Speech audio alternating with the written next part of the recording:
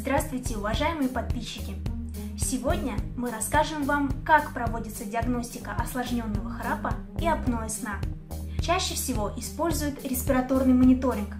Исследование очень простое, проводится оно во время сна. Диагностика может проводиться как в домашних условиях, так и в больнице. Респираторный мониторинг представляет из себя прибор, который крепится на руку, канюлю и пульс-оксиметрический датчик. Респираторный мониторинг представляет из себя прибор, который крепится на левую руку как часы. К нему подсоединяется канюля для регистрации дыхательного потока и храпа и пульс-оксиметрический датчик для контроля уровня кислорода в крови и записи пульса. Время начала записи устанавливает доктор.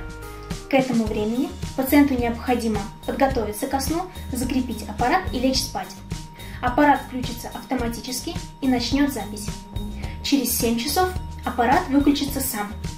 На утро пациенту необходимо вернуть доктору аппарат для расшифровки данных. Расшифровка данных проводится в течение 10 минут.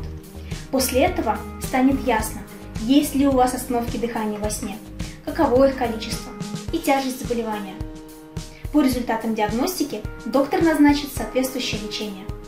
Если у вас возникнут какие-либо вопросы по диагностике и лечению апноэ сна, обращайтесь к нам по контактам, указанным в шапке профиля.